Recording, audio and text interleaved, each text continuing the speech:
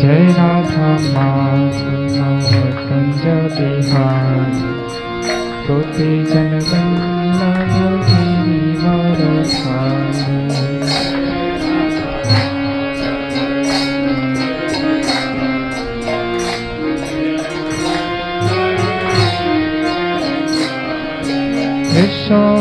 यशोदानन्दन ब्रज जन रंजन यमुना तीरवरधारी।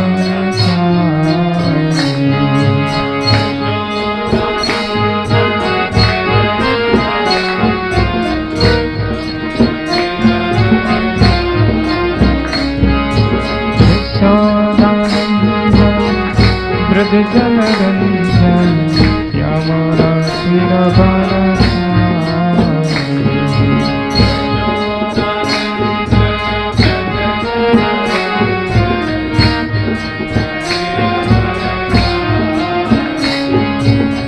जय राधा माधव कुंज बिहारी गोपी जन वल्लभ गिरिवरधारी।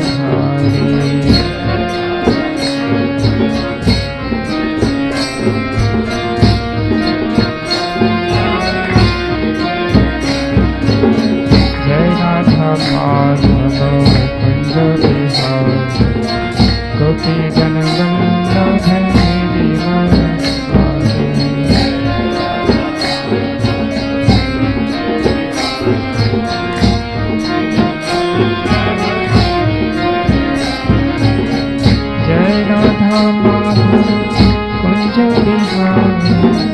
गोपी जन वल्लभ गिरिवरधारी।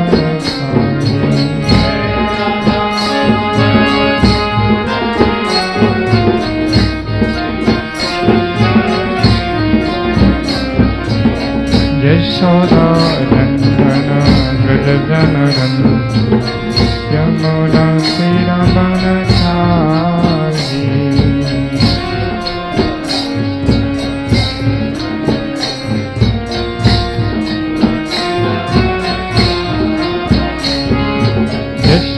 यशोदानन्दन ब्रज जन रंजन यमुना तीरवरधारी।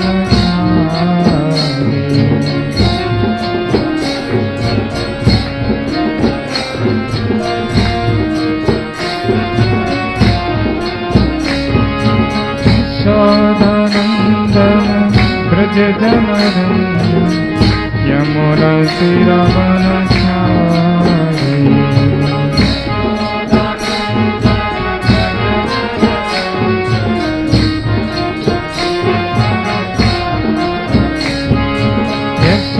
यशोदानन्दन ब्रज जन रंजन यमुना तीरवरधारी।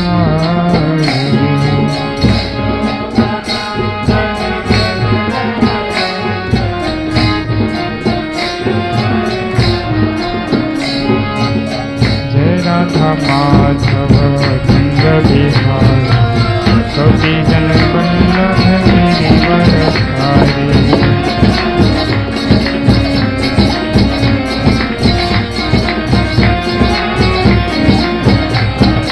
जय राधा माधव कुंज बिहारी गोपी जन वल्लभ गिरिवरधारी।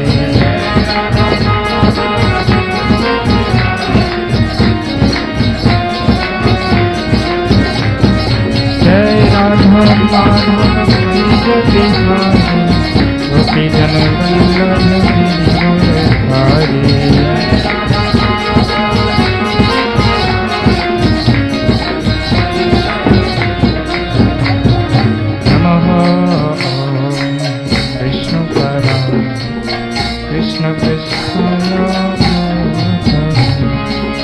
श्रीमते भक्ति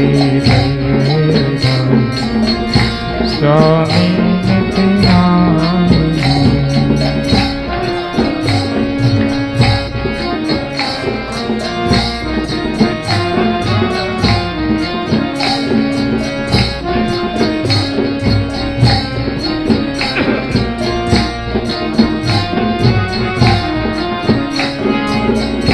नमस्ते सरस्वती गौरवाणी प्रचारिणे निर्विशेष शून्यवादी पाश्चात्यदर्शकारिणी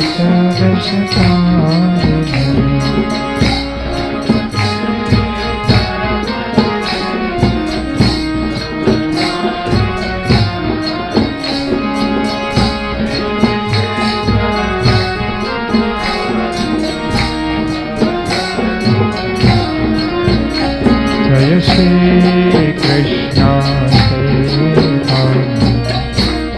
प्रभु नित्यानंद श्री अद्वैत गदाधर शिवसादि गौर भक्तवृंद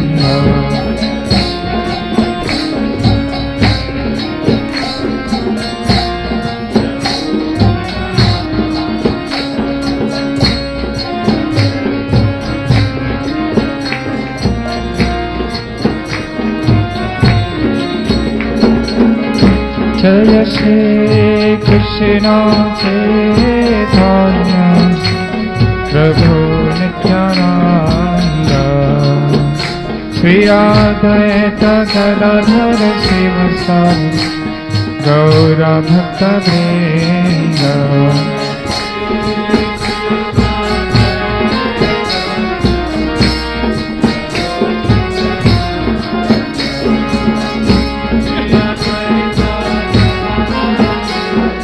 Hare Krishna, Hare Krishna, Krishna Krishna, Hare Hare, Hare Rama, Hare Rama, Rama Rama, Hare Hare.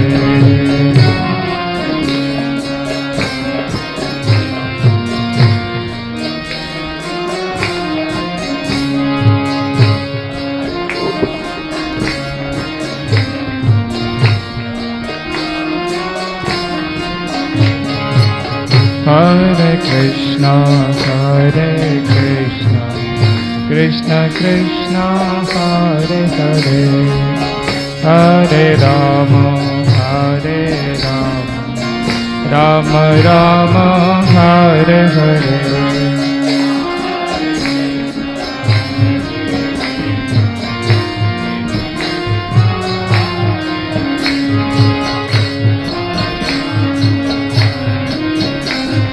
Hare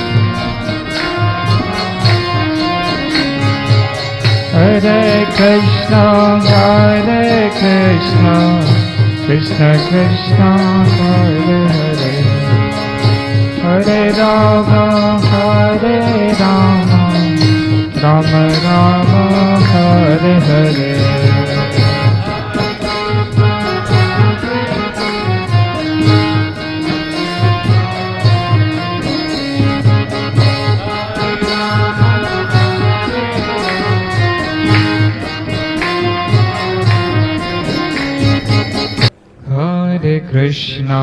Hare Krishna, Krishna Krishna, Hare Hare, Hare Rama,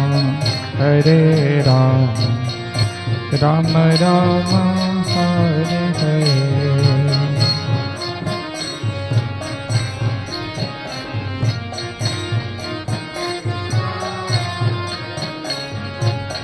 गाइए, सब लोग गाइए.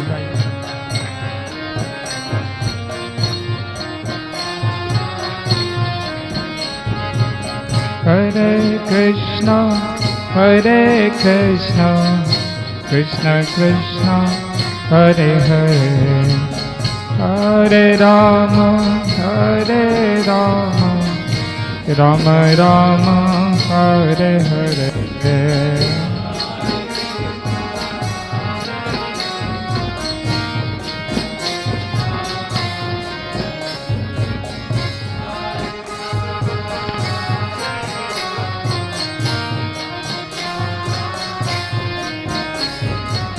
Hare Krishna, Krishna Krishna, Hare Hare, Hare Rama, Rama Rama, Hare Hare.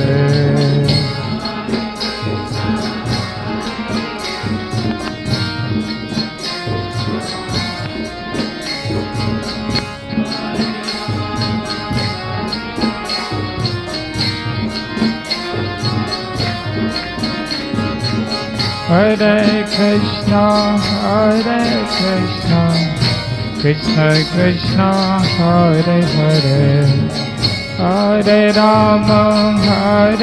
Rama, Rama Rama, Hare Hare.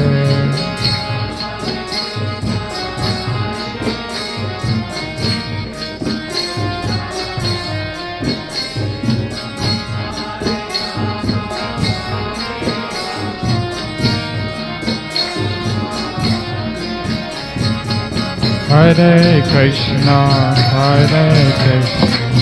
Krishna Krishna, Hare Hare, Hare Rama,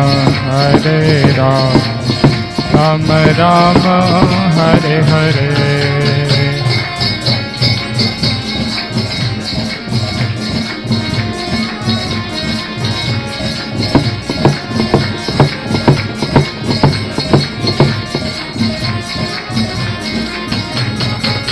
Hare Krishna,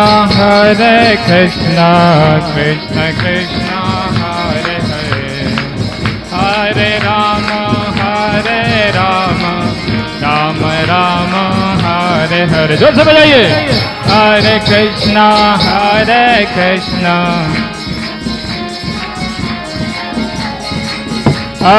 Rama,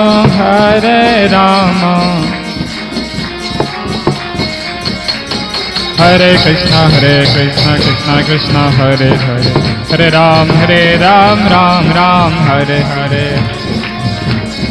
ताकत लगाइए, आवाज आना चाहिए. Hare Krishna, Krishna Krishna, Hare Hare, Hare Ram, Ram Ram, Hare Hare.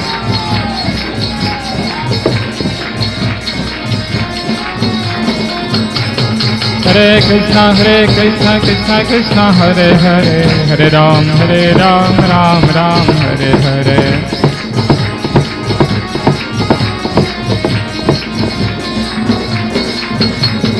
Hare Krishna, Krishna Hare Hare, Hare Ram, Ram Ram, Hare Hare.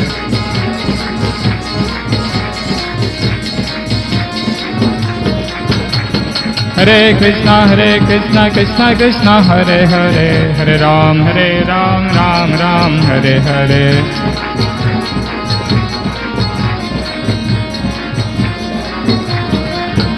Hare Krishna, Krishna Krishna, Hare Hare, Hare Rama, Rama Rama, Hare Hare, Hare Krishna.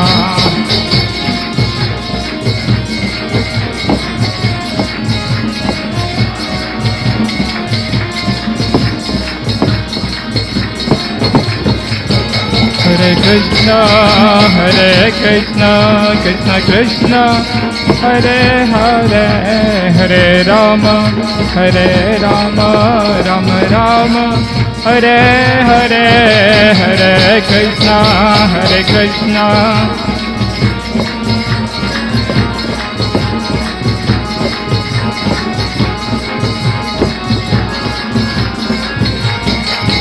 Hare Krishna, Krishna Krishna, Hare Hare,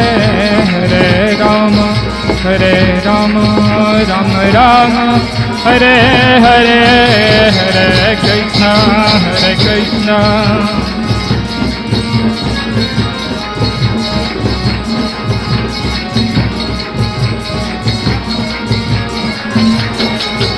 Hare Krishna, Krishna Krishna, Hare Hare, Hare Rama, Rama Rama, Hare Hare, Hare.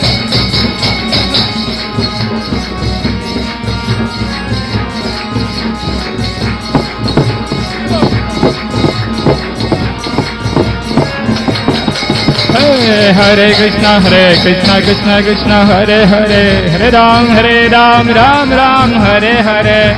ताली बजाइए.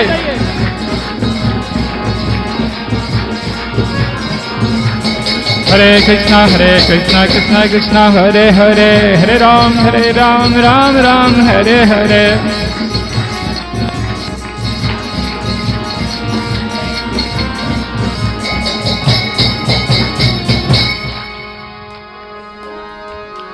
ऐसा ऐसा करने से नहीं होगा, इस पे दम भरना चाहिए, ठीक है ना, इसमें दम भरना चाहिए। जब ऐसा मारो तो आवाज ऐसा ऐसा करो।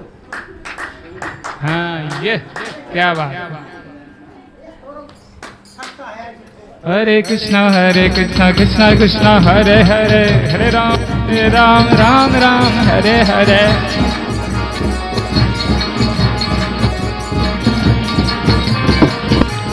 निताय गौरंगा जय, निताय गौरांग, निताय गौरंगा जय गौर हरे।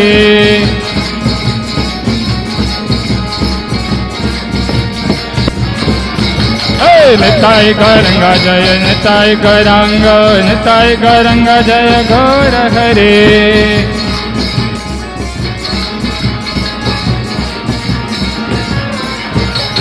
जय सचिनंदन गौर हरे, नदिया बिहारे गौर हरे।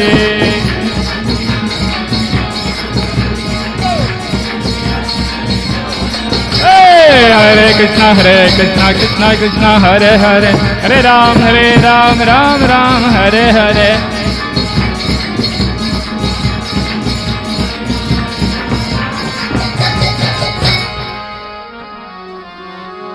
जय राधा गोपीनाथ राधा गोपीनाथ राधा।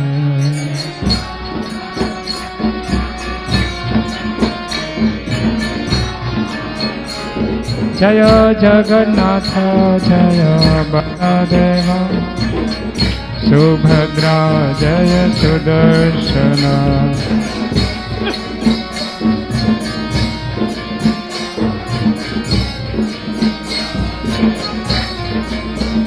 जय गौरानिताय जय गौरानिताय, गौरानिताय जय गौरानिताय।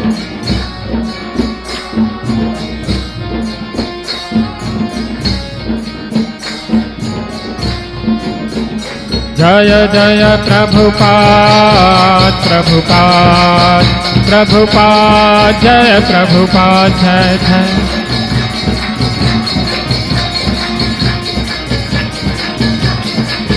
जय जय प्रभुपाद प्रभुपाद प्रभुपाद, जय प्रभुपाद जय।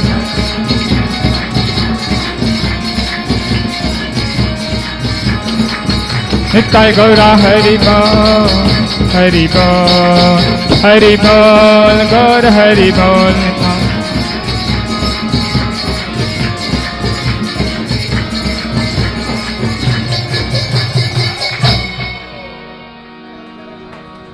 श्री श्री राधा गोपीनाथ भगवान की, श्री श्री जगन्नाथ बलदेव सुभद्रा मैया की, सुदर्शन प्रभु की जय, श्री श्री गौर निताय भगवान की, श्रील प्रभुपाद की, गौर भक्त वृंद की, निताय गौर प्रेमानंदे। हरे कृष्णा। तो आप सभी भक्तों का हार्दिक स्वागत है आज के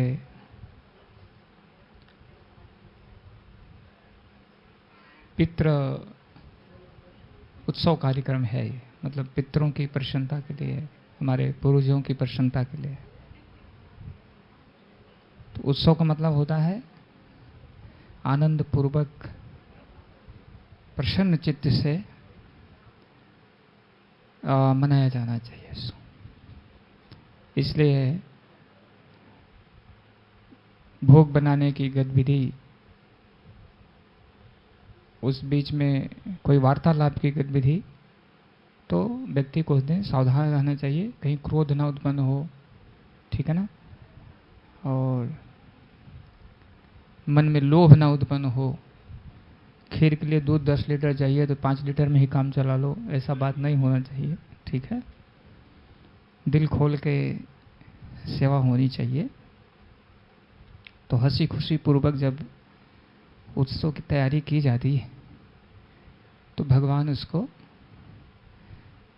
उसी खुशी का प्रसन्नता के रूप में भगवान भी उसको स्वीकार करते हैं। और जब मन में अगर कुछ चिंताजनक स्थिति उत्पन्न होती है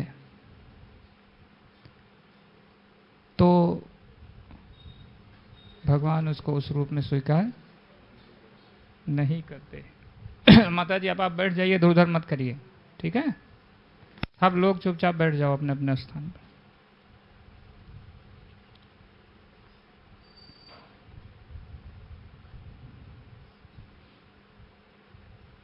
आप भी अगर किसी के घर जाइए और घर जाते अगर उसका मुंह थोड़ा टेढ़ा रहेगा तो आपको कैसा लगेगा? टेढ़ा मतलब प्रसन्न नहीं रहेगा।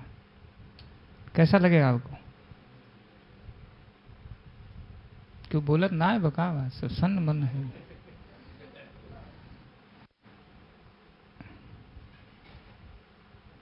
सब संशय में पड़ जाते हैं, कहीं प्रभु जी प्रसन्न करा के कुछ ज्यादा न कुछ संकल्प करवा ले। ऐसी बात नहीं है। तो उसी प्रकार से हम लोग जब ये उत्सव मनाते हैं तो हमारे पूर्वज पितृ भी यहाँ पे आते हैं। भगवान तो है ही, सब देवता आते हैं, बाकी आप सब भक्तगण आए हैं। तो जितने ही प्रसन्नता पूर्वक अतिथि सेवा होगी उतना ही अच्छा आशीर्वाद प्राप्त होगा। इसका हमें सावधानी रखना चाहिए। तैयारियां भी ऐसा करना चाहिए कि जिस समय कथा होने वाली है उससे पहले हमारी सारी तैयारियां हो जाएं। ऐसा नहीं है कि कथा का समय है तो कुछ कटिंग चल रहा है, कुछ और हो रहा है, भाग दौड़ है, तो वो भी अच्छा नहीं होता है। इसलिए ये सब चीज़ों का सावधानी रखना चाहिए जिससे आपको पूरा भगवान का आशीर्वाद और पितरों का और भक्तों का आशीर्वाद मिल सके। ठीक है? तो दयानंद जी का परिवार से आशा यही है कि आप सब ने सुबह से प्रसन्नता पूर्वक तैयारियों में जुटे होंगे। आज हमारे जो पूर्वज हैं जिनके हम ऋणी हैं उनको भी एक सेवा करने का अवसर हमें प्राप्त हुआ है, तो उसको हम खूब उत्साहपूर्वक करना चाहिए। उसके बाद भगवान के भक्त घर आएंगे, उनका भी बहुत ही उत्साहपूर्वक उनका भी स्वागत होना चाहिए। और भगवान का तो सेवा चल ही रही है, तो ये सभी भक्तों को यह ध्यान देना है। आप जो भी लोग हैं सबको ध्यान देना चाहिए। ठीक है? तो हम सब आज यहाँ पे उपस्थित हैं इस परिवार के यानी दयानंद जी के परिवार के पूर्वजों को आशीर्वाद भगवान से दिलाने के लिए कि श्री श्री राधा गोपीनाथ भगवान उनके ऊपर अपनी कृपा दृष्टि डालें, आशीर्वाद प्रदान करें, उनकी जो आगे की यात्रा हो वो सुखमय हो। इसलिए हम लोग आज यहाँ पे एकत्रित हुए हैं। और वो एकत्रित होकर करना क्या है? भगवान का गुणगान करना है। ठीक है? भगवान का गुणगान ही सब मंगल करने वाला है। हरे कृष्णा। तो कुछ प्रसंग पे हम चर्चा करेंगे।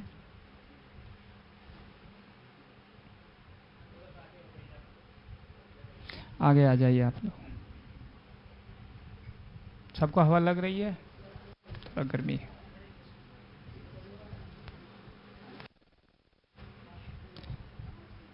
तो एक पाठ करेंगे भागवत का हम लोग।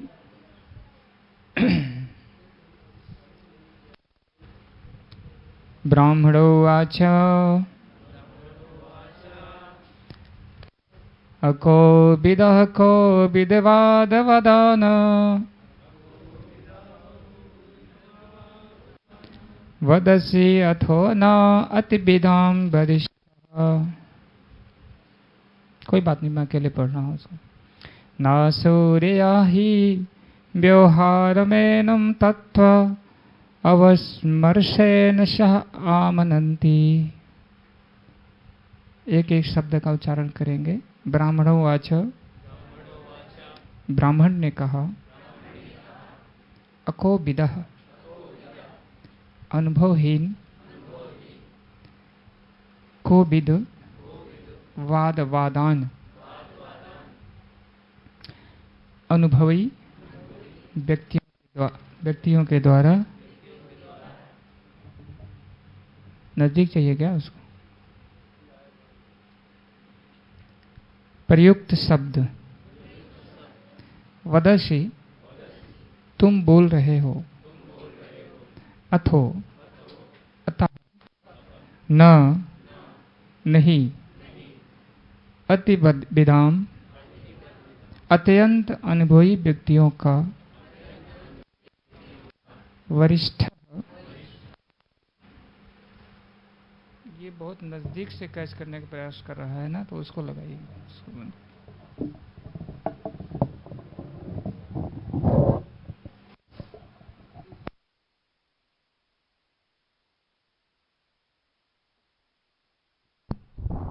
हरे कृष्ण कृष्ण कृष्ण हरे हरे, हरे राम राम राम हरे हरे।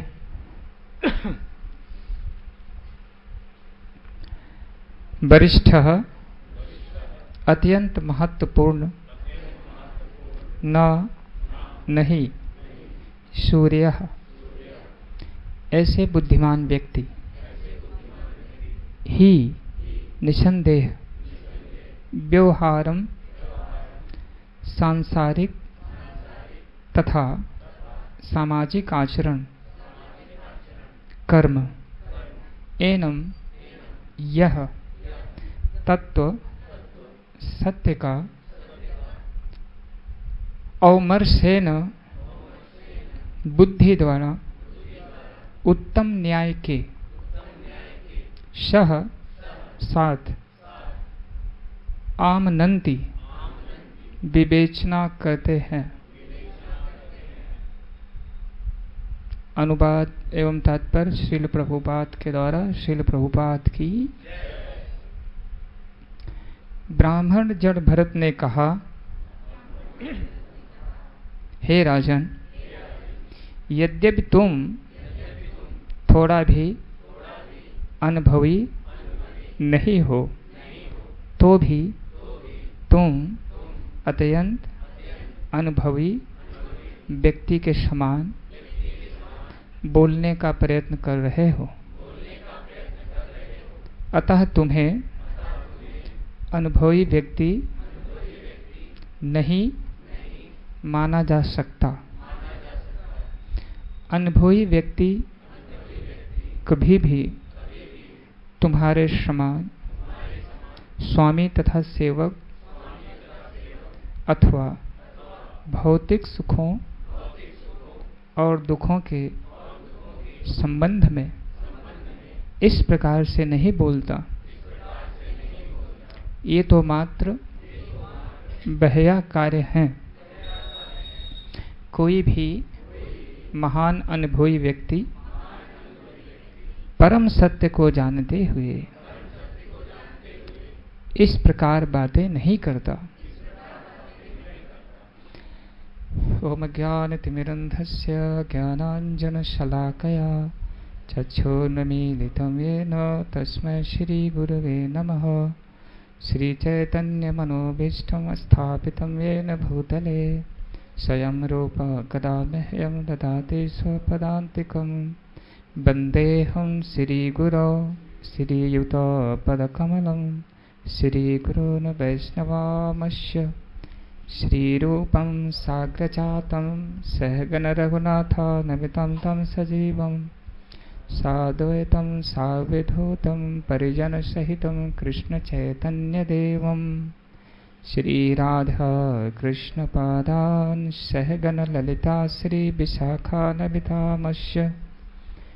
हे कृष्ण करुणा सिंधो दीनबंधो जगत्पते गोपेश गोपिका कांत राधा कांत नमोस्तुते। तप्त कांचन गौरांगी श्री राधे वृंदावनेश्वरी वृषभानुसुते देवी प्रणमामि हरिप्रिये। वाञ्छाकल्पतरुभ्यश्च कृपासिन्धुभ्यैव च पतितानां पावनेभ्यो वैष्णवेभ्यो नमो नमः। जय श्री कृष्ण चैतन्य प्रभु नित्यानंद श्री अद्वैत गदाधर शिवसादि गौरभक्तवृंद। हरे कृष्णा कृष्णा कृष्णा हरे हरे, हरे राम राम राम हरे हरे। हरे कृष्ण।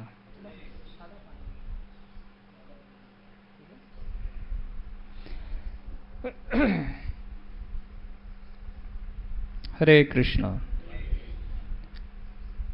तो ये प्रसंग कहाँ से है, समझ में आया कुछ लोगों को?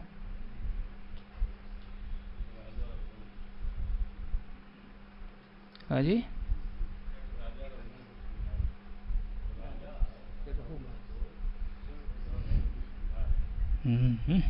क्या बात है, हरि बोल। एक भक्त नहीं दिख रहा, संगीता माता जी को नहीं बुलाए थे क्या? ओ, हरे कृष्ण।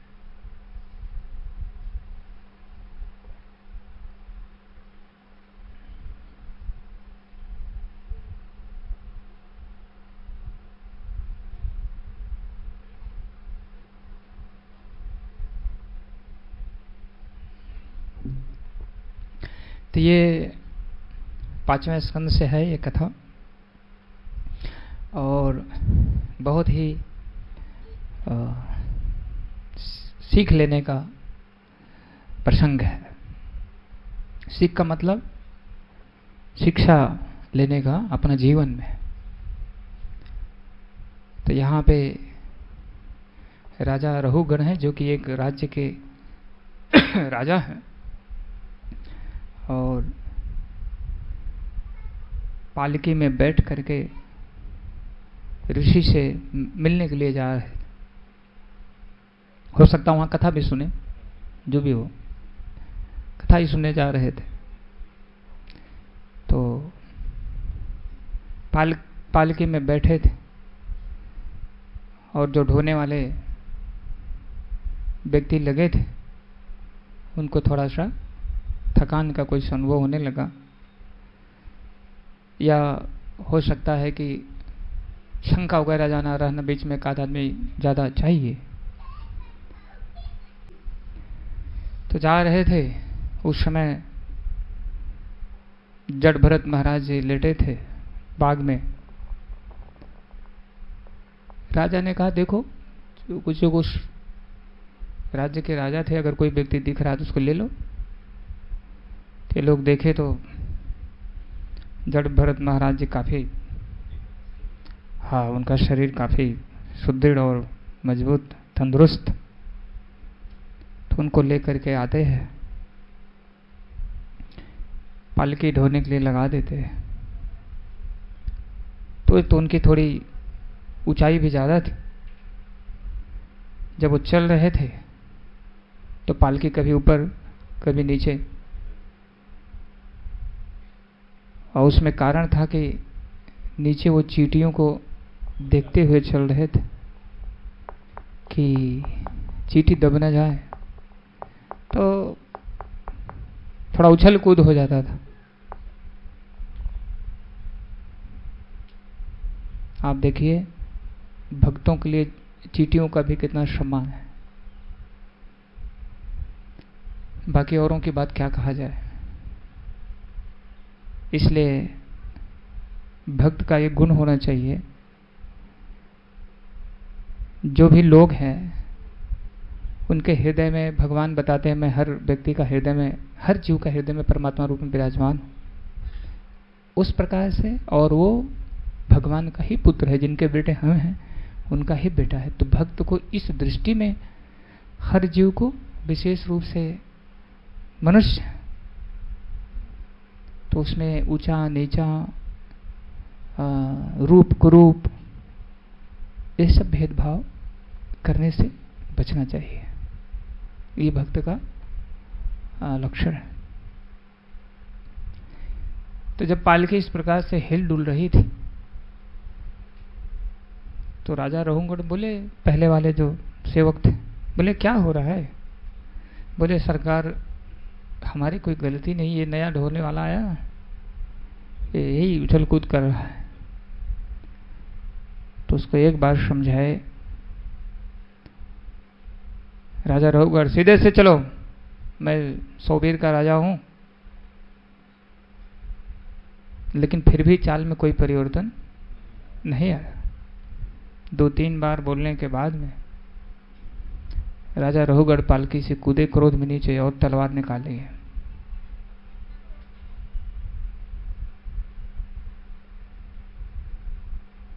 जब जड़भरत महाराज के सामने खड़े हुए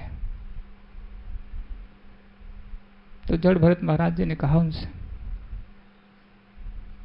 उनको बहुत सारा ताना भी मारे थे, देखने में बहुत दुबले लगते हुए, चलिए वो तंदुरुस्त है। तो उन्होंने कहा, ना मैं दुबला हूं ना मैं मोटा हूं, आपने इस प्रकार से कहा। और कौन इस जगत का स्वामी है, कौन सेवक है? ऐसे ही जैसे ही शब्दों को, 2-4 शब्दों को उन्होंने सुना, राजा को समझ में आ गया कि मैं गलती कर गया। रंगोटे खड़े हो गए उनके और तुरंत दंडोत मार दी उनको और बोले कि क्षमा कीजिए, मुझसे बहुत बड़ा लगता अपराध हो गया। आप ऐसे वेश में हैं, लेकिन आप कोई महापुरुष यानी महान भक्त।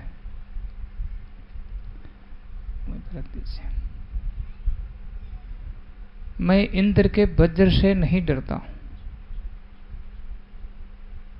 शिव जी के त्रिशूल से नहीं डरता हूं, लेकिन ब्राह्मण यानी भक्त के प्रति किए गए अपराध का मुझे बहुत भय है। आप सब भी इस बात को ध्यान दीजिए।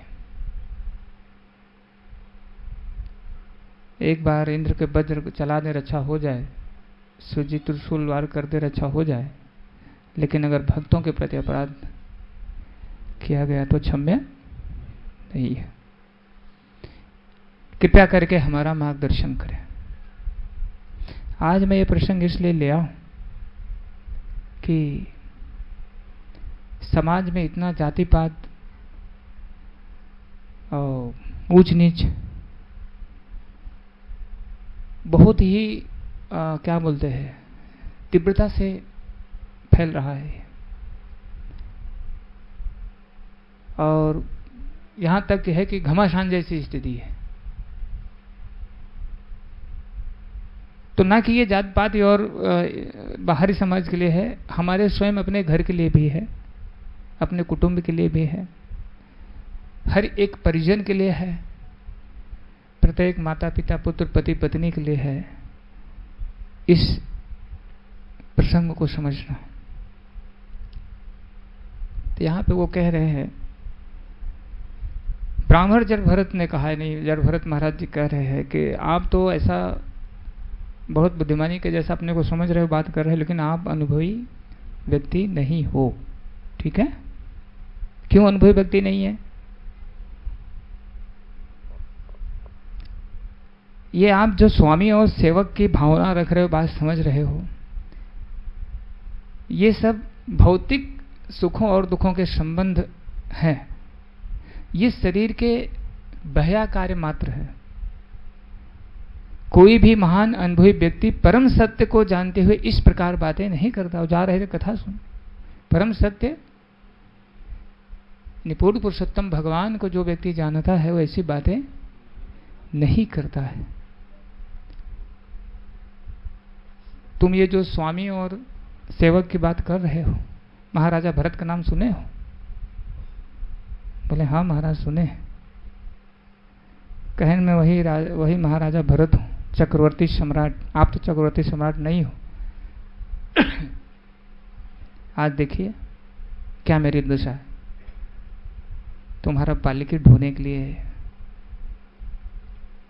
कहाँ हमारे कितने रथ घोड़ा हाथी, आज हम आपकी पालिकी, वो भी आप मुझे तलवार लेकर मारने के लिए भी तैयार हो। कहाँ गया यह स्वामी और सेवक का संबंध? आप लोगों को समझ में आ रही बात है? हम लोग भी अपने इस छोटे से जीवन में 40 साल 50 साल हर जगह एक ही बात हमारे दिमाग में है, वो क्या है? मैं और मेरा। क्या मैं गलत कह रहा हूं?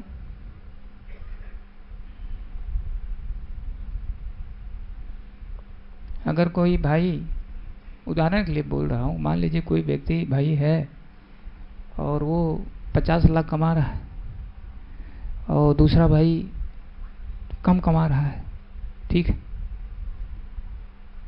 तो उसको चाहिए थोड़ा उसको मदद कर देना चाहिए। ये ध्यान दीजिएगा, ये कोई व्यक्ति विशेष की बात नहीं हो रही है, एक आध्यात्मिक प्रसंग की बात हो रही है। थोड़ा ऊंचे लेवल पे इसको सोचना है, ठीक है।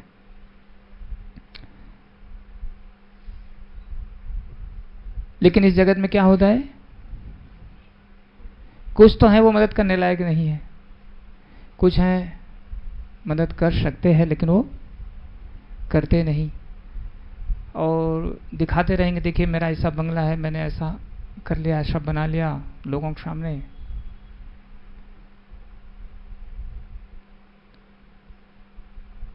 तो ये यहां पे आप समझिए, ये जो इस भावना में हम डूबे हुए हैं, लोगों को कितना दिखाते रहे हम, ये कितने समय का है।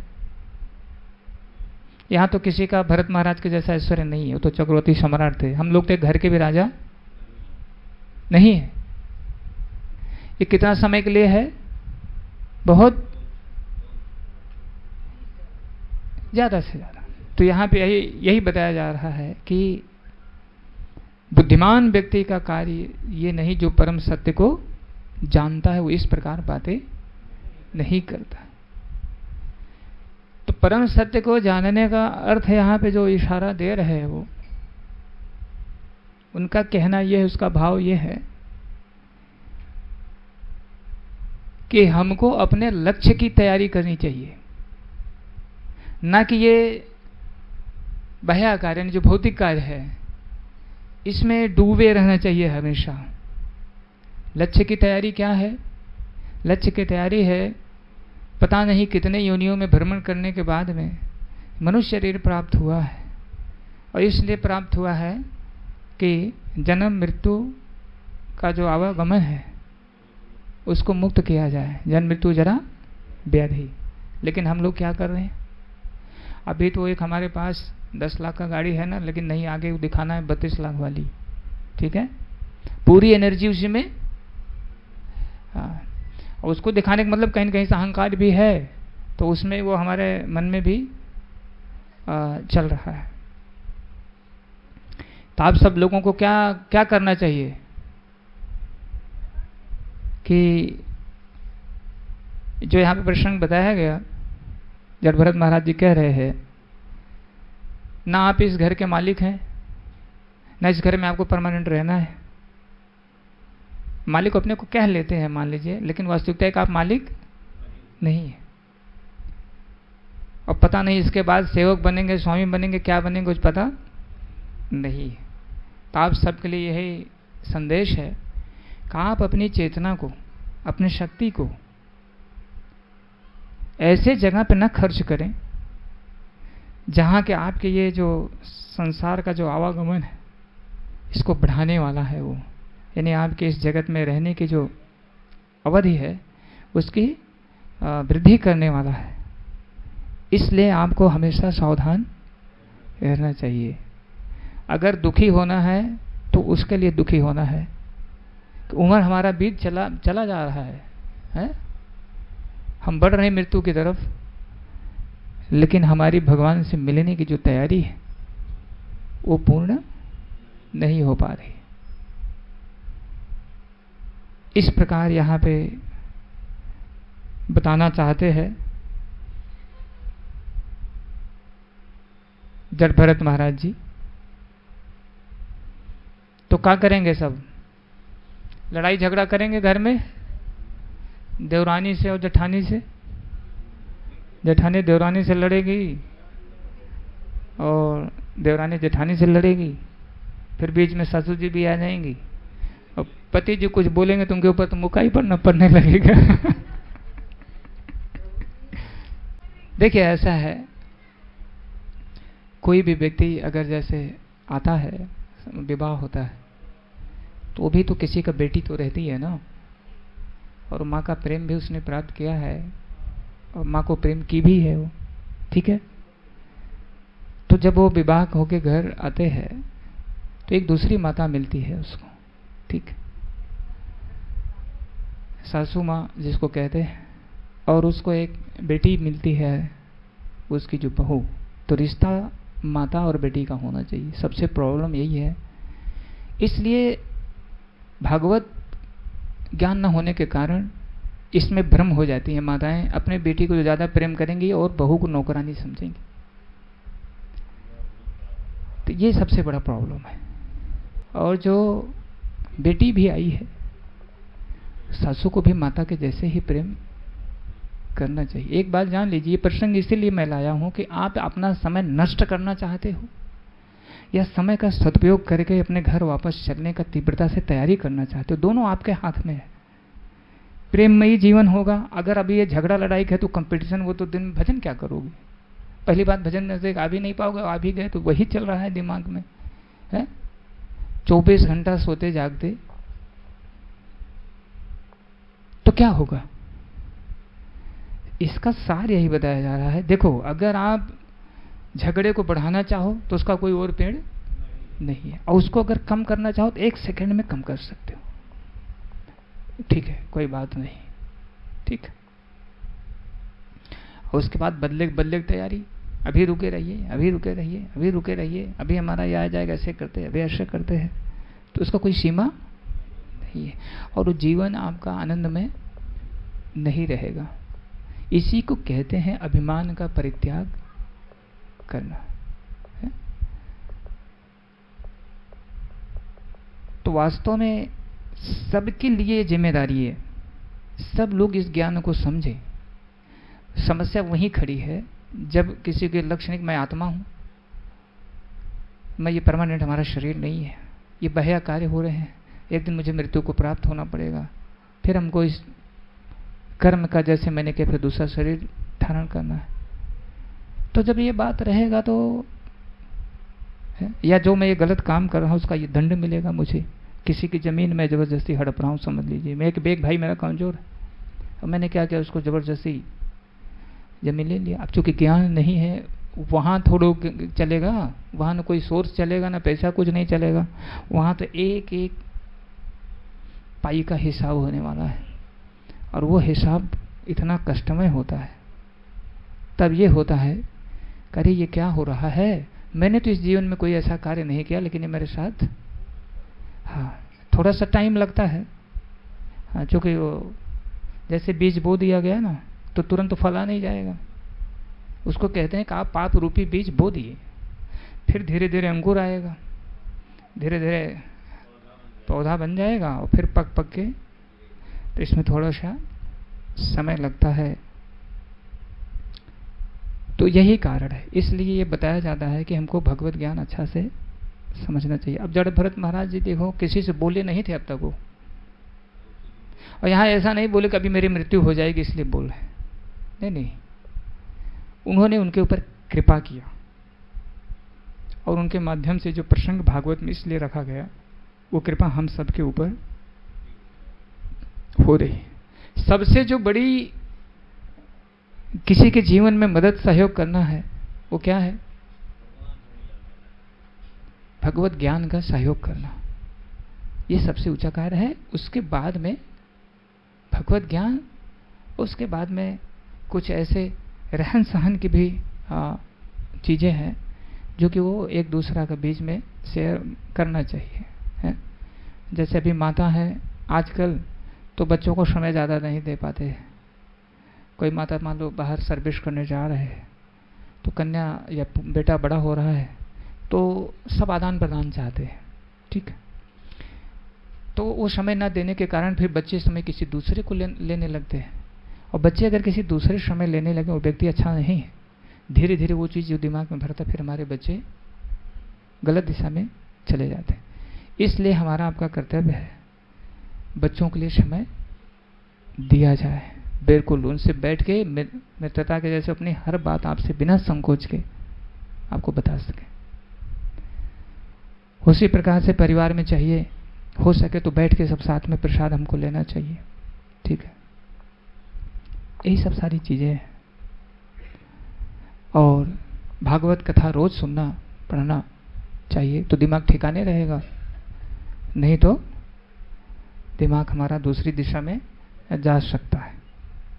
तो कुछ पॉइंट आ गया, कुछ पॉइंट समझ में आया मैंने जो अभी तक चर्चा किया है? हरि बोल किए तो हरि बोल का क्या मतलब हुआ? हरे कृष्ण। आइए आइए बैठ जाइए, आगे थोड़ा अच्छा से आ जाइए। क्या समझ में आया विवेकानंद जी, बताइए आप। यही समझ आया प्रभु जी इस कथा से, हाँ, कि परिवार में संतुलन बनाए रखने के लिए थोड़ा सा संयम बरतना चाहिए, और लड़ाई झगड़ा में कुछ नहीं रखा है। एक दूसरे को भगवान का अंश समझ के सबकी सेवा करनी चाहिए। Very good, yes. यही भक्ति का सार। आप बहुत माला जप कर रहे हैं और किसी दूसरे को भगवान का अंश के रूप में नहीं देख रहे हैं, उसे ईर्ष्या रख रहे हैं, जलन रख रहे हैं, तो क्या है? आपके भक्ति का क्या फल मिल रहा है? कैसी भक्ति आप कर रहे हैं, ठीक ना? और दूसरा एक जो मेन पॉइंट बताए कि हमने एक भी बात कहा था ना, सहयोग करने का, ठीक ना? तो पहला तब ऐसा नहीं है कि आपसे शराब पीने के लिए मांगे पैसा तो उसको दे दो, आप सहयोग कर दो, जाओ शराब पियो, ऐसा नहीं। सही कार्य के लिए, ठीक है। कोई विवाह भाई के कन्या का हो रहा है, मान लीजिए उसमें थोड़ा आपका पाश है, सबसे पहला तो मैं जो मेन बताया कि आपको भगवत भक्ति की तरफ प्रेरित करना है, ये सबसे पहला काम होगा। और उसके बाद अगर भगवान ने दिया थोड़ा है, कुछ घर मकान बना रहे हैं तो उनको भी, लेकिन ये ध्यान देना चाहिए कि उसका आचरण गलत नहीं होना चाहिए। अगर नशा शराब माला जप नहीं कर रहा है, भागवत ये सब पढ़ नहीं रहा है, तो क्या करेगा हमारे धन का? वो है दुरुपयोग करेगा ना। तो इसलिए ये चीज़ का भी थोड़ा ध्यान रहना जरूर। लेकिन आपने वो जो बात कहा है, संतुलन बनाना परिवार में भी बाहर भी, ठीक है। क्यों? क्योंकि हम आत्मा है, कुछ समय के लिए हमारा इस शरीर में निवास है, और इसके हमको अपने लक्ष्य की तैयारी है, प्रभु के घर जाना है। और जो सेवा की भावना जब तक नहीं जागृत होगी अंदर, तब तक भगवत प्रेम अंदर बढ़ने वाला नहीं। तो बढ़िया, विवेकानंद जी बताया, आप सब समझ गए। सुनील प्रभु, संगीता माता जी अपने पार्टी को लेकर लेट आई हैं। ओके, कोई बात नहीं। अब बात आगे थोड़ा बढ़ते हैं कि ये जो जाति पाति का, और कभी कभी जाति पाति को लेकर चक्कर में ऐसा हो गया है कि उसमें लाके भगवान को भी लोग शामिल कर दे रहे हैं, और कुछ प्रसंग को गलत उठा करके भगवान को भी दिखा दे रहे हैं, देखो ये भी जाति पाति करते हैं। आप एक प्रसंग कहीं बताइए जहां भगवान ने कहा हो कि मेरी भक्ति कोई व्यक्ति नहीं कर सकता, कोई कुल कोई खान। एक प्रसंग कहीं बताइए, कहीं उन्होंने कहा हो कि नहीं केवल मेरी भक्ति ब्राह्मण करेगा, ऐसा कहीं कहीं कहा हो तो मुझे बताइए। कोई नहीं बता सकता, है ही नहीं ऐसा है। देश में कलह उत्पन्न करने के लिए जो गलत प्रकार के मस्तिष्क वाले लोग हैं, वो कूट कूट के ये दिमाग में भरते हैं लोगों के। और कुछ व्यक्तियों ने ऐसा आचरण भी किया है, ये सबके चलते लोग धर्म से दूर हो जाते हैं। लेकिन ये ध्यान देना चाहिए, अगर अंगुली में सड़न हुआ है तो क्या करना? हाथ ही काट देना है या अंगुली को ठीक करना है? यस, व्यक्ति कोई गलत है तो उससे घृणा करिए, उससे दूर होइए, लेकिन भगवान से दूर नहीं होना चाहिए, शास्त्र से दूर नहीं होना चाहिए। तो कहीं ये प्रसंग नहीं है कि भगवान ने कहा हो कि मेरी भक्ति खाली कौन करेगा, खाली ब्राह्मण ही करेगा, ऐसा कोई प्रसंग नहीं है, ये कोई कह नहीं सकता। और रामायण, भागवत, अन्य पुराण में अनेकों प्रसंग इस प्रकार से आए हैं। जैसे रामायण में कथा माता सबरी की आती है, तो सबरी माता जी का जो पिछला जन्म है, अच्छा पीछे जो हमने किया उसमें तो कोई संशय नहीं रह गया ना कि हम आत्मा, जैसे जड़ भरत महाराज जी पिछले जन्म में महाराजा भरत हैं, चक्रवर्ती सम्राट हैं, उनका और एक जीवन और भी हुआ है जिसमें वो हिरण बन गए हैं, और फिर अगला ये तीसरा है जिसमें वो जड़ भरत बने हैं। तो इससे हर व्यक्ति को समझ जाना चाहिए, ये जो शरीर की उपाधि लेके लड़ाई झगड़े हम कर रहे हैं, ये सबसे बड़ी मूर्खता पहली तो यही है, नंबर 1 की है। हम शरीर है ही नहीं है, ये तो केवल शरीर में थोड़ा समय के लिए सफर कर रहे हैं। तो इसलिए पहला ज्ञान का भाव क्या है कि हम शरीर हैं। अरे भाई, आज किसी कुल में हमारा जन्म है, कल उस कुल में थोड़ा होने वाला है? वो परमानेंट नहीं है। और जब हम शरीर नहीं आत्मा है, तो उस शरीर की गतिविधियों को लेकर लड़ाई क्यों? इसलिए लड़ाई की हम सत्यता को नहीं जान रहे तो वास्तव में हम क्या हैं। तो यहाँ पे प्रसंग आया है, माता सबरी पिछले जन्म में राजपुत्री थी वो।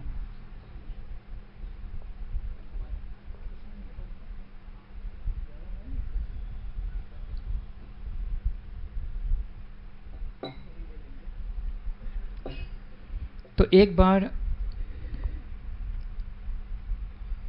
महाप्रयाग क्या लगा था, महाकुंभ। तो ऐसे जब वो राजा की पुत्री थी तो महाकुंभ लगा था, और उनके अंदर से इच्छा हुई अपनी माता से व्यक्त की कि मुझे भी जाना है नहाने के लिए। तो माता जी ने बात किया होगा राजा से, उनके पिताजी से, तैयारी हो गई, लेकिन अब राजपुत्री हैं तो जाएंगी कैसे?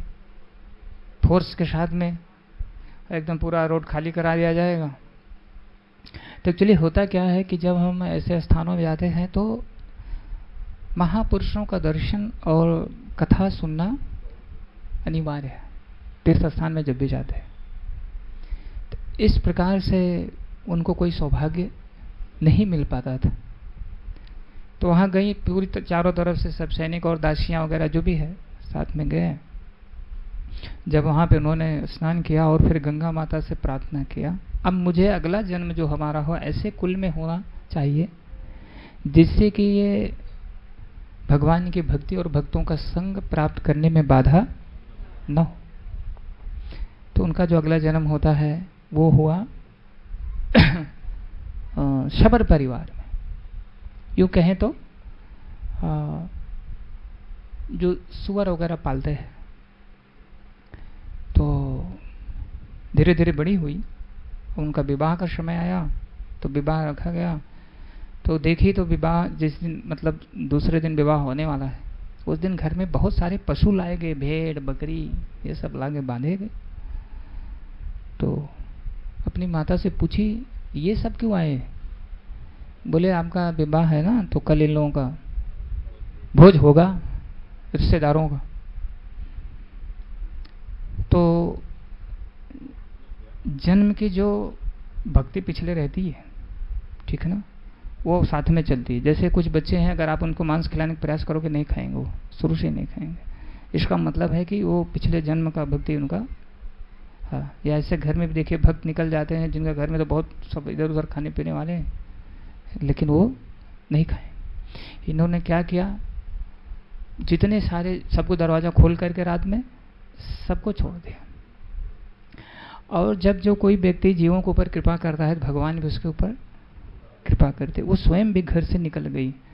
ये कलयुग नहीं, सतयुग त्रेता युग की कथा है, इसको ध्यान दीजिएगा। घर से निकल गई, जंगल में गई तो क्या करें, एक कुछ स्थान पे छोटी कुटिया उटिया बना के रहने लगी। और ऐसे जगह पे गई जहाँ पे ऋषि लोग रहते थे, थोड़ा दूरी पे। तो करे क्या, ज़्यादा कोई ऐसे तो जानकारी थी नहीं, तो क्या करती थी, जो ऋषि रहते थे वहाँ, रात में 2-2:30 बजे उठ करके उनका पूरा रास्ता झाड़ू बहाड़ू पूरा सफाई कर देना एकदम बढ़िया से।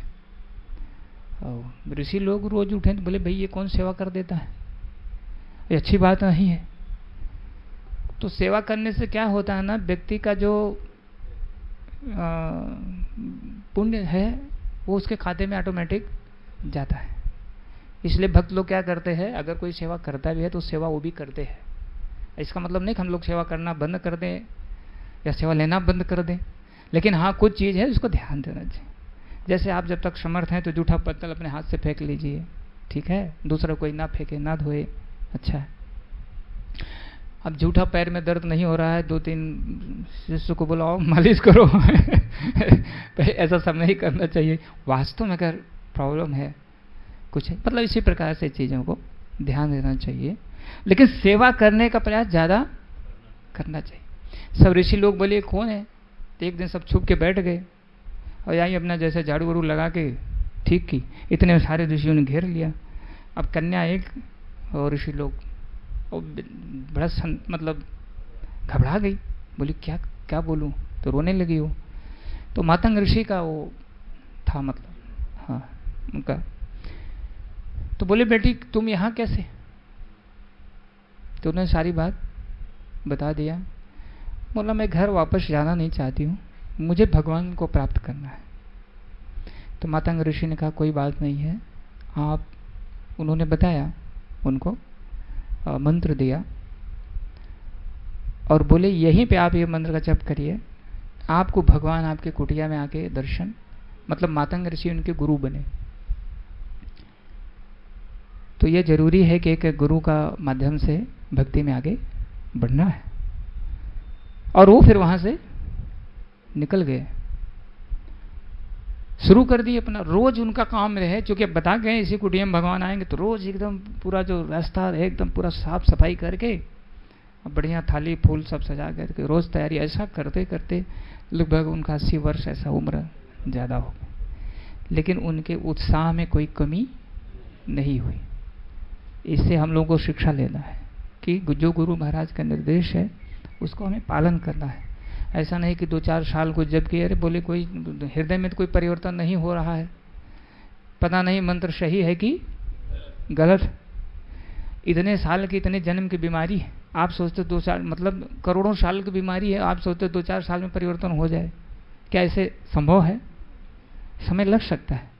इसलिए उत्साहपूर्वक उन्होंने, और जब भगवान लीला करते हुए वहाँ पहुँचते हैं, बहुत सारे और भी भक्त दूर दूर में, जो कि वो मतलब जंगल था, सबसे पहले भगवान शबरी की कुटिया पे जाते हैं।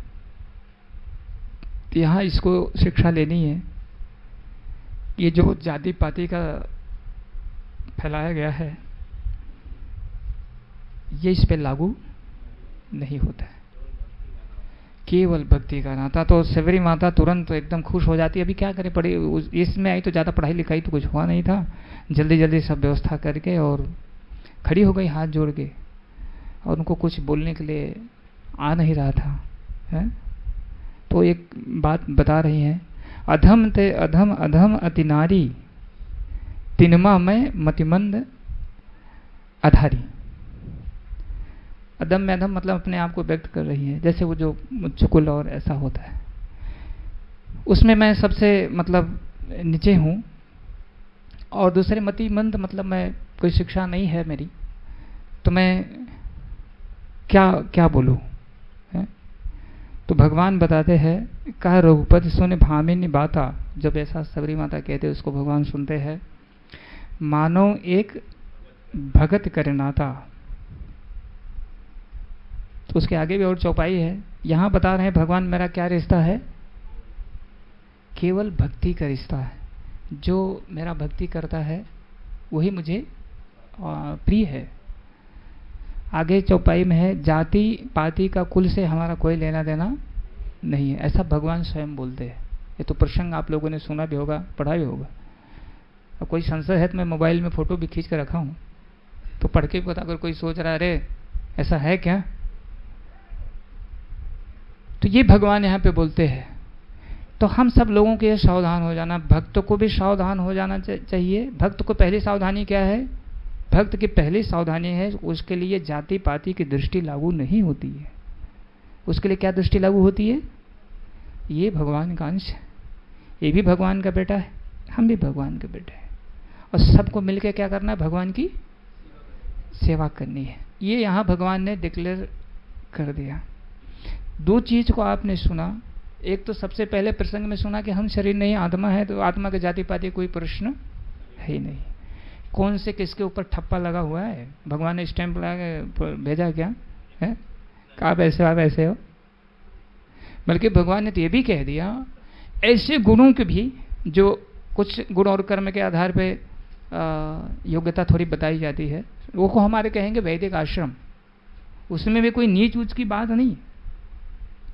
अब एक कंपनी है, उसमें मैनेजर है, सेल्समैन है, सिक्योरिटी और लेबर लोग काम करने वाले। तो खाली सब अगर मैनेजर ही बन के कंपनी में बैठे रहे तो और काम होगा? सबकी आवश्यकता है। यही वर्णाश्रम की व्यवस्था है। एक दूसरे का सब लोग क्या करें? सहयोग करके और भगवत धाम चलने की तैयारी करें। हरे कृष्णा कृष्णा कृष्णा हरे हरे, हरे राम राम। और दूसरा भगवान ने यहाँ बता दिया कि मेरा जो एक रिश्ता है वो केवल भक्ति का रिश्ता है। तो इसका हमें बहुत सावधानी रखना है। अगर आप भक्ति में ऐसी दृष्टि रखेंगे, कभी खुश नहीं होंगे भगवान आपसे, कभी खुश नहीं होंगे। हाँ, क्लियर है। बोलते हैं कि मंदिर में बहुत बढ़िया से सेवा कर रहा है मेरा, और दूसरे जो भक्त आते हैं उनको ये सब दृष्टि से अगर देखता है तो उसके ऊपर मैं कभी प्रसन्न नहीं होता। दूसरा उदाहरण है तुकाराम महाराज जी का। ये हरिजन परिवार में इनका जन्म हुआ था, ठीक है, और ये भगवान के बहुत ही शुद्ध भक्त थे। तो भक्त जो शुद्ध होता है ना, उसका जो गुणवत्ता है ऑटोमेटिक फैलने लगती है। लोग उसे सम्मान करते हैं, उसके भजन को सुनेंगे, ठीक है ना। तो तुकाराम महाराज जी इतने शुद्ध भक्त थे। और मैं केवल एक प्रसंग बताऊंगा, उनका एक दिन सबको हम पिक्चर भी दिखाएंगे पूरा जीवन का। तो कुछ भगवान के विषय में लिखते थे रात्रि में, तो भगवान आके खड़े होते थे, भगवान बोलते थे, तुकाराम महाराज जी लिखते थे। तो सब जब उनका लिख तैयार हो गया तो कुछ कर्मकांडी ब्राह्मण थे। क्योंकि कर्मकांडी जो ब्राह्मण होते हैं ना, उनको भक्ति योग का जानकारी नहीं होता है, ठीक है ना। भक्ति योग मैंने कई बार बताया, ये हवाई जहाज है, वहां पे कोई भी कर्मकांड करने। अब यहाँ देखे क्या कर्मकांड के नियम लागू। अब कोई ब्राह्मण बोले ना, बिना भगवान मंत्र और सूत्र ये सब बड़े खाते नहीं है, और शबरी तो कोई मंत्र सूत्र पढ़ी नहीं, उल्टा वो बेचारी कहे मुझे कोई आता नहीं। अब बाद में प्रसंग मैंने पूरा नहीं किया, आप सब जानते हैं कि लाके उन्होंने कंदमूल इत्यादि अपने हाथ से भगवान को दिया, भगवान खाए, ठीक है। तो जो कर्मकांडी ब्राह्मण थे उनको बड़ा ईर्ष्या हो गया, और सब एक मीटिंग बना के, एक राजा का कोई था, सबको लेके आए, बोले देखो ये हरिजन कुल में लिया जन्म व्यक्ति है, और इसको कैसे लिखने का अधिकार हो गया। और गए उसका घर में, जबरदस्ती जो उन्होंने लिख के तैयार रखा था उसको ले लिए, और बहुत डांटे फटकारे। हालांकि उनको बड़ा कष्ट हुआ, रात में 2-2 बजे रात्रि को जाग करके लिखते थे। उनकी पत्नी रोने लगी, बाद में उनको बोली आप कुछ बोल नहीं रहे हैं, वो तो चिल्लाई भी। तो वो लोग लेके चले गए, और कहाँ ले जाके फेंक दिए? वहां गंगा जी है, गंगा जी के अंदर फेंक दिया उन्होंने। तुकाराम महाराज जी अपना पूरा परिवार साथ में गंगा मैया का सामने जाके बैठ गए और कहा कि यदि मेरा लेखन सत्य हो और मैं लिखने का अधिकारी हूं तो मेरा ग्रंथ वापस आना चाहिए। वहां पे बैठ के अनशन रख दिया उन्होंने। उनका घर के आजू बाजू के कुत्ता था, वो भी गया था अनशन में ठीक है, वो भी बैठा था, बच्चा, पत्नी और खुद। कुछ दिन बीता, 1-2 दिन 4 दिन, उसमें आएगा शायद 14 दिन, थोड़ा भगवान दिखाते हैं एक भी दिन में। तो जो 14 दिन जब बीता तो गंगा मैया स्वयं प्रकट हुई और उनका ग्रंथ लाके उनके गोद में वापस दे गए।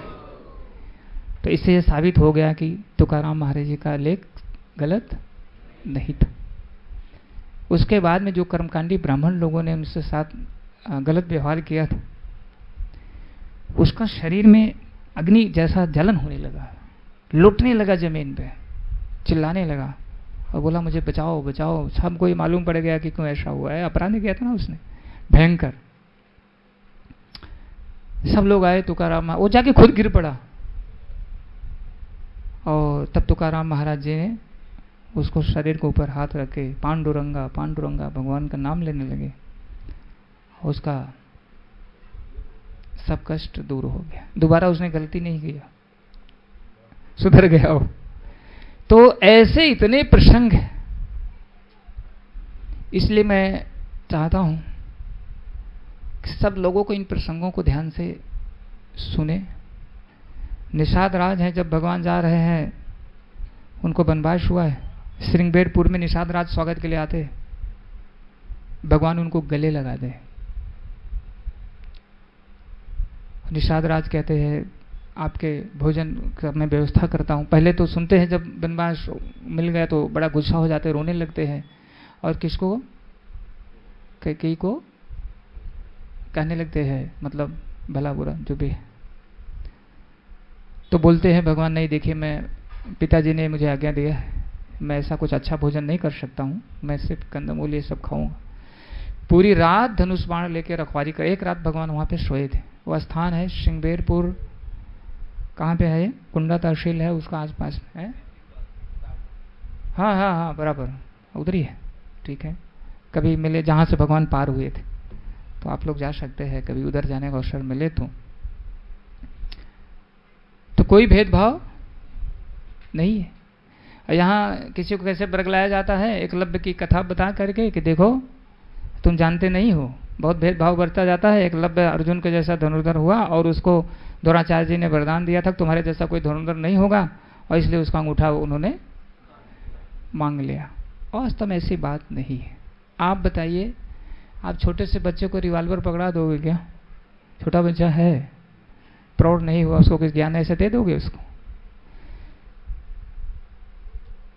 तो सुरक्षा का जो सब चीजें हैं उसको इसको देना चाहिए। वास्तव में जो धर्म का पूरी जानकारी हो जिसको, कि इसका कहाँ कैसे प्रयोग किया जाए। वो किसका पक्ष में जा रहा था सेवा करने, पता है? दुर्योधन के। तो और कोई कारण नहीं था, ये तो उसके भले के लिए ही हुआ। उसने कोई प्रतिकार नहीं किया, लेकिन लोगों को भ्रमित करने के लिए है। हाँ, गुरु उनको ही मानता रहा। उन्होंने कहा ठीक है, मुझे अगर गुरु मानते हो तो गुरु दक्षिणा दीजिए। तो गुरु दक्षिणा तो उसके ही कल्याण के लिए मांगे कि वो ही नरक जाता अगर जाके गलत कार्य करता। ऐसे बहुत सारे प्रसंग हैं। इस प्रकार का कोई भेदभाव नहीं। तुकाराम महाराज जी का बहुत सारा ऐसा है, और वो तुकाराम महाराज जी के लिए हमने दिखाया था संडे को। देहू में वो स्थान है, पूना में आज भी वैकुंठ विमान आया। भगवान कहाँ भेदभाव कर रहे हैं? कोई भेदभाव नहीं। इसलिए इस समझना, भक्तों को भी ये चीज समझना जरूरी है, लोगों को भी ये चीज समझना जरूरी है। नहीं तो क्या होगा, अपनी दुर्गति की तैयारी हम स्वयं तैयार करेंगे, क्योंकि हमको अपने लक्ष्य का पता नहीं है। एक कथा और करके विराम दे देंगे, क्योंकि समय नजदीक आ गया। इसमें कोई प्रश्न है लोगों का जो मैंने बताया? तुकाराम महाराज गए थे, हरे तो सपत्नी गए थे प्रभु जी, की पत्नी उनकी छूट गई।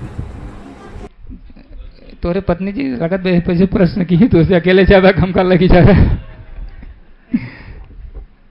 नहीं, बहुत अच्छा है भाई। पत्नी का ध्यान पति को भी देना है और पत्नी को भी पति का ध्यान देना है कि भाई हमें छोड़ के अकेले मत चले जाइएगा, समझो, ठीक है। तो एक्चुअली उन्होंने अपनी पत्नी को कहा कि चलो चलो चलना है अपने गांव, मतलब वैकुंठ। तो पत्नी उनकी बड़ी भोली थी, बोली तुम जाओ और जल्दी आ जाना वापस। उसका ये पता नहीं था कि वैकुंठ जाएंगे तो आना नहीं है। तुम जाओ, तुम ही जाओ, लौकर आओ। महाराष्ट्र के थे ना वो, जाओ और जल्दी वापस आओ। तो ये फिर चलने लगे। जब विमान उठने लगा तो एक दूसरी माता दौड़ के जाकर उसको बताई, अरे तुम यहाँ, वो कुछ बना रही थी रोटी वोटी, तो यहाँ क्या कर रही हो, चलो जल्दी, तुम्हारा वो जा रहा है तुकाराम। तो उसको दौड़ते दौड़ते आई, लेकिन तब तक विमान ऊपर। तो वहाँ से वो रोने लगी, लेकिन उसको तो भगवत धाम मिलेगा ही मिलेगा।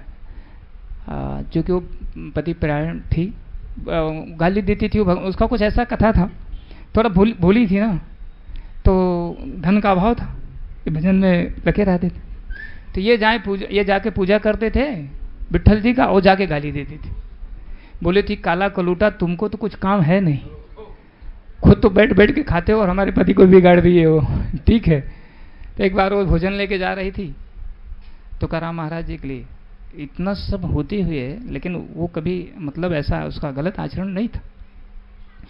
कांटा चुभ गया पाँव में, तो बूढ़े का रूप भगवान रख के जाके उसका कांटा निकाल दिए है।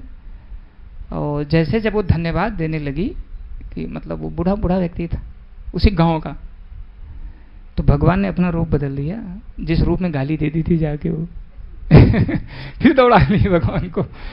तो इस प्रकार से उनका तो भगवत धाम जाना ही है। तो बाद में गई वो भगवत धाम। आप चिंता ना करिएगा, सिर्फ किरण माता को कहिएगा 16 माला का जप करते रहे, 4 नियम का पालन करते रहे। ठीक है। इन्होंने सबके लिए प्रश्न पूछा है, ये तो मैं हंसे के लिए जस्ट कह रहा हूँ। तो अगर वो माता अपने नहीं उठे उसको नहीं, अगर माता पति भगवान का सेवा में रत, और माता उनका सेवा का ध्यान दे रही है पत्नी, तो उसका वैकुंठ धाम जाना निश्चित। ठीक है ना, इसमें कोई दो राय नहीं है। और आप भी समझिए, जो पति भगवत भक्त है, वो तो पत्नी को पहले बोलेगा 16 माला जप करो, मैं थोड़ा नाश्ता पानी कुछ कर लूंगा। लेकिन अगर सही भक्त है, क्या आप विवेकानंद गलत बोल रहा हूँ? क्या आप चाहोगे कि 16 माला जप ना करे आपकी पत्नी? उल्टा आप चाहोगे आप 16 माला जप करिए और वो तीर्थ यात्रा में चलिए हमारा साथ में, क्योंकि पता है ना भगवान खुश होंगे, हमारा उत्तरदायित्व। पति न सस्याद, पति अगर अपनी पत्नी को वैकुंठ धाम नहीं ले जा सकता तो उसे विवाह करना नहीं चाहिए, ऐसा लिखा गया है भागवत में, भगवान ऋषभदेव बता रहे। ठीक है, नहीं तो उसकी यमराज के दूत स्पेशल पिटाई करेंगे। ठीक है, हरे कृष्णा। और उससे भी और एक बढ़िया है, जो मैंने कथा में आगे बताया, जो हवाई जहाज वाले से, हम स्वयं अपनी तैयारी भगवत धाम, स्वयं अपनी तैयारी करें भगवत धाम जाने की। मेरे जो ऊपर उत्तरदायित्व है उसका पालन करें। मान लो अगर पति भगवत भक्त नहीं भी है तो आप झगड़ा मत कीजिए, आप उनका भोजन पानी जो भी कर, आप अपना साधना को ध्यान दीजिए, उसी में समय निकाल करके। ठीक है, अपने कार्यों को पूरा करिए। थोड़ी समस्या आएगी, आसान नहीं है, लेकिन आप तो निकल जाओगे निश्चित। या कोई पत्नी नहीं कर रही है समझाने के बाद में, तो उसमें भी ज़्यादा विलीन होने की जरूरत, भगवान से प्रार्थना करना। पता है सब लोग अपना अपना कर्म भाग्य लेके आए, आप स्वयं निकल जाएंगे। और लेकिन यह है कि प्रयास हमारा होना चाहिए।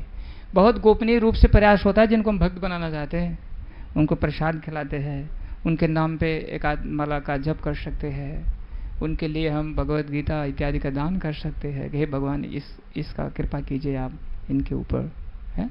तो बहुत सारी विधि है, प्रार्थना कर सकते, भक्तों से प्रार्थना करवा सकते हैं, क्योंकि वो भी जीव ही है भगवान के अंश। ज़्यादा घृणा वाली भावना नहीं रखना चाहिए, वो सोच के संतुष्ट हो जाना चाहिए कि मैं किसी जीव आत्मा को पिछले जन्म में कष्ट दिया था, तो उसके विपरीत ये कष्ट मुझे, मेरा हिसाब किताब पूरा हो रहा है, इसलिए उसमें दुखी नहीं हो जाना है और झगड़े को बढ़ाना नहीं है। समझ लेना भाई हिसाब किताब चल रहा है और ये बराबर हो जाएगा। क्या गलत मैं कह रहा हूँ? अगर हिसाब किताब के लिए और हिसाब किताब बढ़ाओगे तो अच्छा है, ठीक है भाई, कोई बात नहीं। एक गीता पांडा करके भक्त थे पुरी में, जगन्नाथपुरी में, वो भी कुछ ऐसे ही खानदान से थे। दर्शन करने जाते थे, एक दिन उनके मन में आया कि मैं एक भगवान के लिए सुंदर माला बनाऊं और भगवान इसको पहने।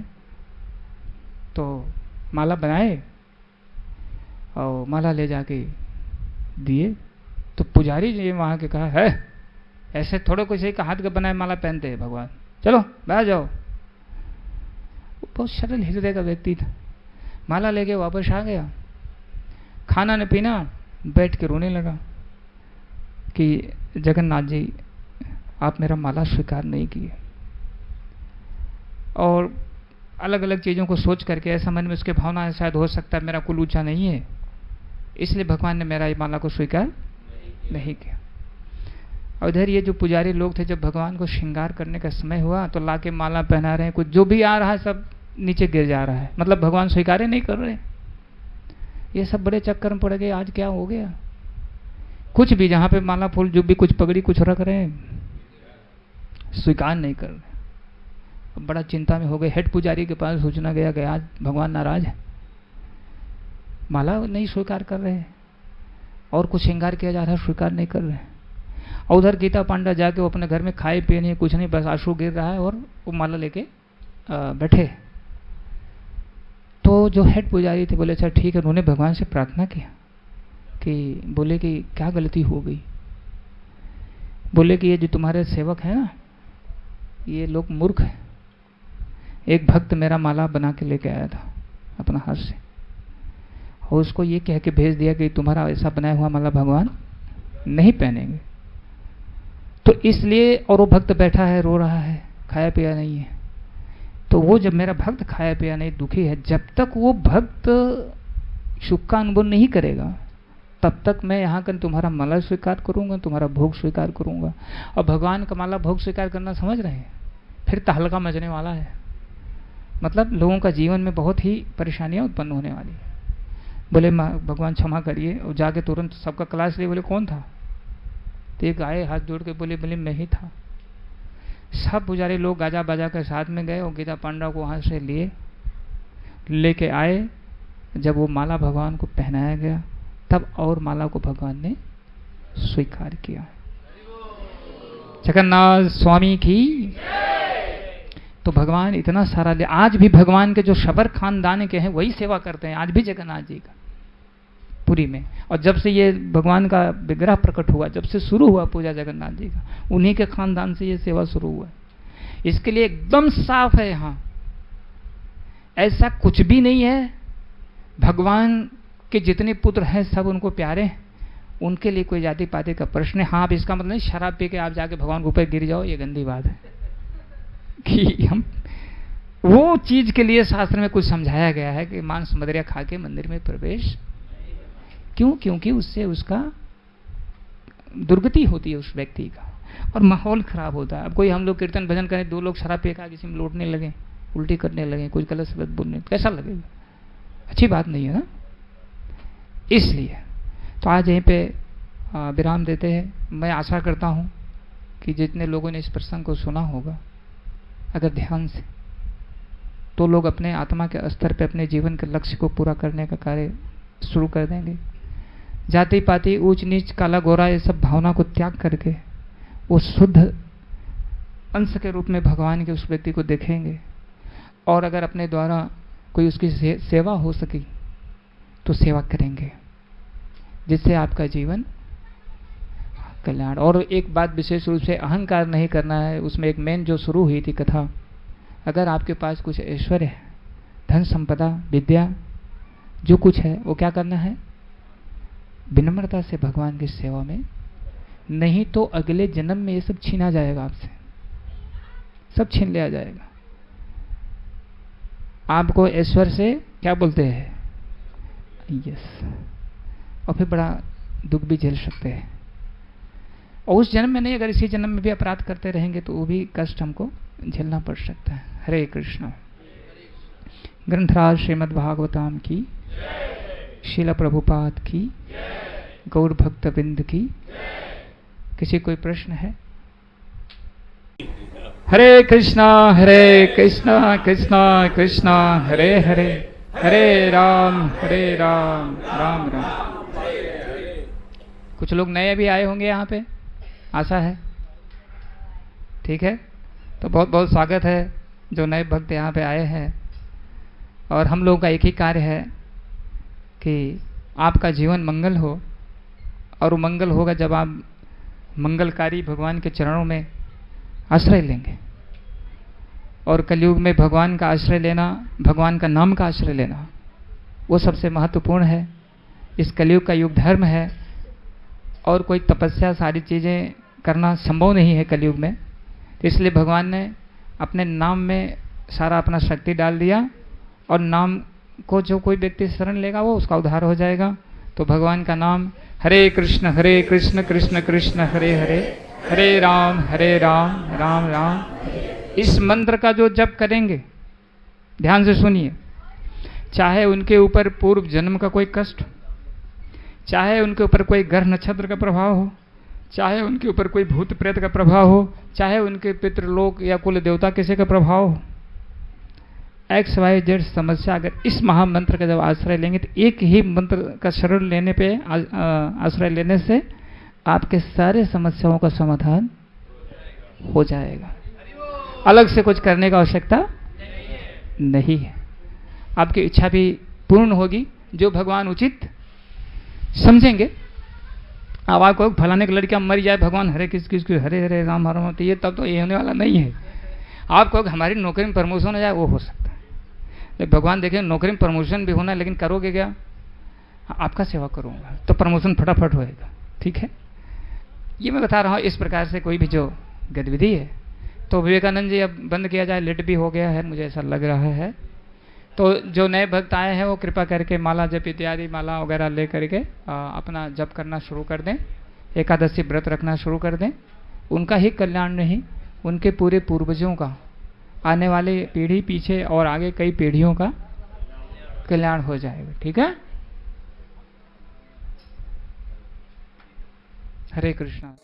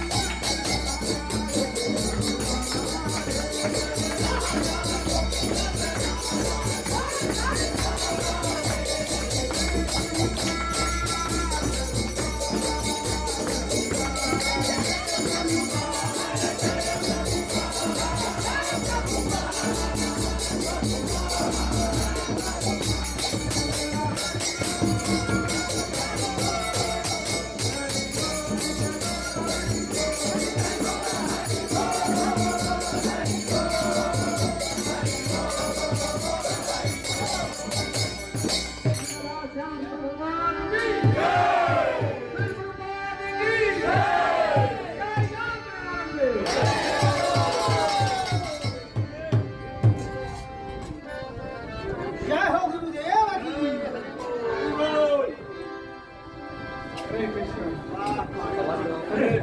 हरे कृष्ण।